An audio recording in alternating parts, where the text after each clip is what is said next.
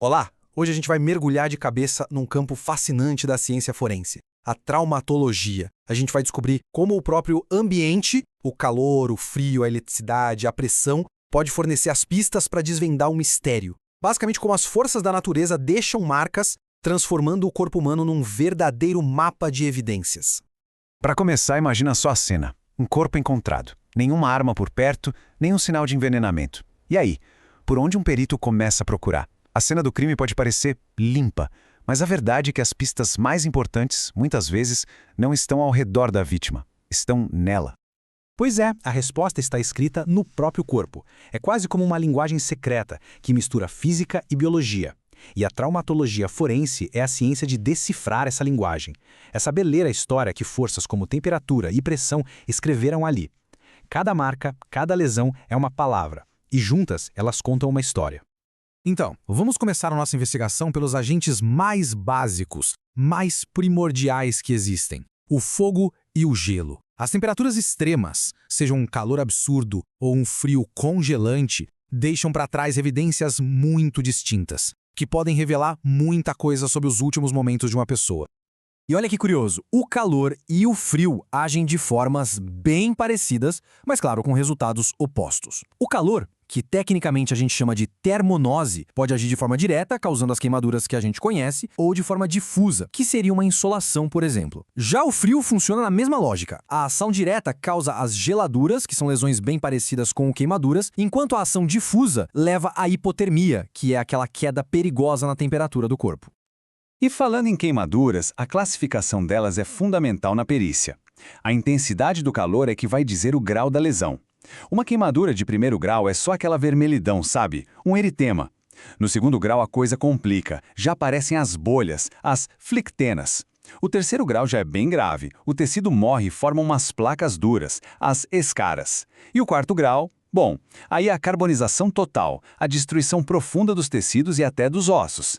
Cada um desses graus conta um pedaço da história. Agora, em uma morte por incêndio, tem uma pergunta que é sempre a mais importante de todas. A vítima estava viva quando o fogo começou? E a resposta para isso pode estar no chamado sinal de Montaut. Se houver fuligem, aquela fumaça preta, dentro das vias respiratórias, é a prova de que a pessoa respirou durante o incêndio. Isso muda tudo. Diferencia quem morreu no fogo de um corpo que foi colocado lá depois. É um detalhe minúsculo, mas com significado gigantesco. Ok, saindo um pouco do fogo e do gelo, vamos para outro agente físico extremamente poderoso, a eletricidade. Assim como a temperatura, a eletricidade também deixa uma assinatura única no corpo.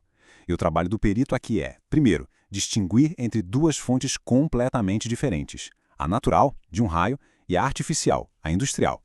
E a terminologia aqui é super precisa. Se a eletricidade natural de um raio mata, o termo é fulminação. Se a pessoa sobrevive, é fulguração. E o sinal-chave para identificar isso é o sinal de Lichtenberg. Já na eletricidade industrial, qualquer dano, fatal ou não, é chamado de eletropressão, e a marca típica é a marca de Jelinek. São nomes e histórias totalmente diferentes. O sinal de Lichtenberg é uma coisa impressionante. São padrões que parecem galhos de árvore, quase um desenho que aparecem na pele. É uma marca que some com o tempo, mas é o sinal inconfundível de que aquela pessoa foi atingida por um raio. É como se fosse a assinatura da tempestade no corpo.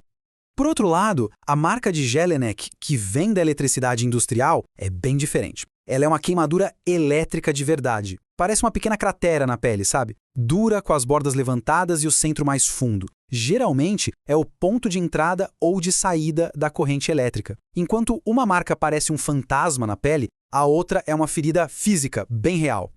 Agora, vamos explorar uma força que a gente não vê, mas que tem um poder imenso sobre a gente: a pressão atmosférica. Mudanças muito rápidas na pressão podem causar lesões internas devastadoras. O nome disso é barotrauma. E basicamente, existem dois tipos de problema com a pressão. O hipobarismo, que é a baixa pressão, é o famoso mal das montanhas, que atinge alpinistas em lugares muito altos.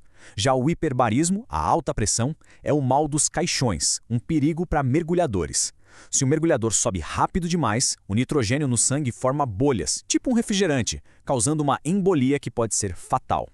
Só que nem subir a montanha mais alta, nem mergulhar no lugar mais fundo se compara à mudança de pressão mais violenta e instantânea que existe.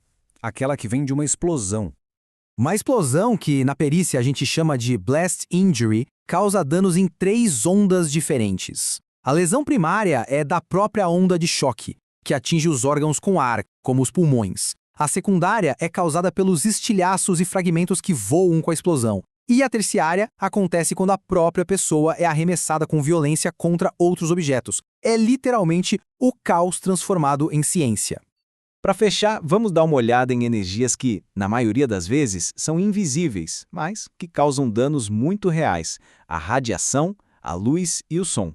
Sim, eles também são considerados agentes físicos na traumatologia. A radiação, por exemplo, causa queimaduras seríssimas, as radiodermites. Os danos podem ir de uma simples vermelhidão até úlceras horríveis, com morte do tecido. Mas o mais assustador são os efeitos a longo prazo. A exposição crônica pode levar a câncer e até alterações genéticas. É um agente que continua atacando muito tempo depois do primeiro contato. E acredite se quiser, até luz e som, quando são muito intensos, podem machucar. Luzes muito fortes ou ruídos extremos podem causar danos neurosensoriais. São lesões que a gente não vê a olho nu, mas que são profundas e que, no contexto forense, também contam uma parte da história. No final das contas, tudo se resume a isso. O ambiente, com todas as suas forças, escreve uma história no corpo. A ciência forense não cria nada. Ela só dá as ferramentas, a gramática, o vocabulário, para que a gente consiga ler essa história com precisão. E isso tudo deixa a gente com uma última reflexão.